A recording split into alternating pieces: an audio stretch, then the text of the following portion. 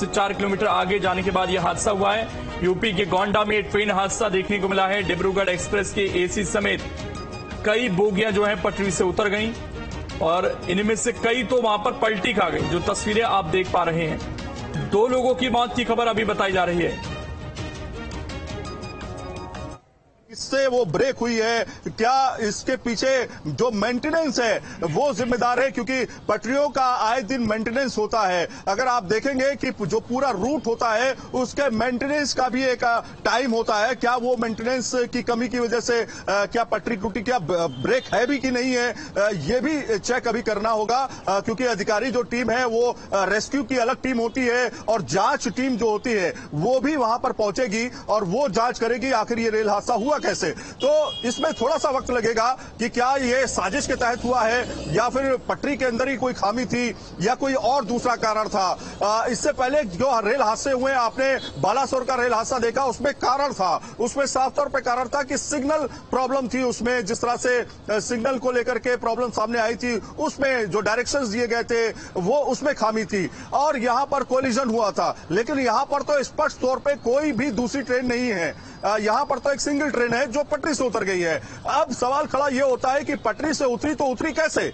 कोई पटरी के अंदर खामी थी जो पहले से थी। इससे पहले भी कई ट्रेनें इसी पटरी से गुजर गई, उनको कुछ नहीं हुआ, इस ट्रेन में ऐसा क्यों हुआ? तो ये सारे जो सवाल हैं वो अभी सुलझने बाकी हैं और ये तभी होगा जब कोई अधिकारी स्पष्ट तौर पे कहेगा कि ये वजह थी, इस वजह से ये रेल हादसा हुआ है। तो अभी जांच होने दीजिए, वो जानकारी सामने आ जाएगी। लेकिन ये बात जरूर है कि कयास लगाए जाते हैं कि जब इस तरह के रेल हादसे होते हैं जिसमें कोई कारण नहीं मिलता है तो फिर ये बात आती है कि कोई साजिश इसमें हो सकती है। लेकिन फिर साजिश हुई तो क्यों हुई, इसके पीछे की वजह क्या थी? तो ये सारी चीजें अभी जांच का विषय है, उसके बाद ये तय होगा। लेकिन अभी प्राथमिक तौर पे प्राथमिकता यही है सरकार की कि किस तरह से घायलों को बचाया जाए, घायलों को निकाला जाए और जो कैजुअलिटी अगर हुई भी है तो उनको कैसे पहुंचाया जाए उनके घरों तक। तो ये प्राथमिकता रहती। बिल्कुल, देखिए हमारे सहयोगी आमिर जानकारी दे रहे हैं इस वर्ग और पहली प्राथमिकता तो यही है कि जो घायल हैं इसमें उन्हें तुरंत इलाज मुहैया कराया जाए। 2 लोगों की मौत की खबर अब तक सामने आई है और साथ ही आपको ये भी बता दें कि इस हादसे में अभी ये स्पष्ट नहीं है कि यह हादसा हुआ कैसे, क्योंकि इससे पहले के जो हादसे थे, खासकर बालासोर की भी आप देखेंगे तो वहां पर मामला कोलिजन का था, टकराव का था 2 ट्रेनों की आपस में।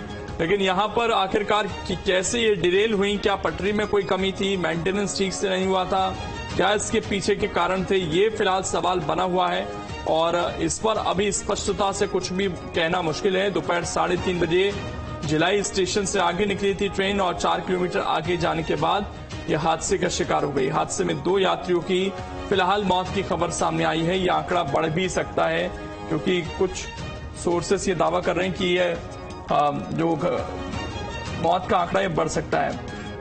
हादसे की सूचना मिलते ही रेलवे अफसर मौके पर पहुंच गए हैं, रेस्क्यू ऑपरेशन शुरू हो गया है और डिब्रूगढ़ एक्सप्रेस 15904 ये इसका नंबर था, चंडीगढ़ से आ रही थी। हादसा भिलाई रेलवे स्टेशन के बीच गोसाई डिहवा में हुआ। अयोध्या से इसकी दूरी 30 किलोमीटर जबकि लखनऊ से 130 किलोमीटर है और गुरुवार को ये ट्रेन रात 11:39 पर चंडीगढ़ से रवाना हुई। गुरुवार दोपहर भिलाई स्टेशन के पास ट्रेन पलट गई। ट्रेन में अभी तक 2 लोगों की मौत की खबर सामने आ रही है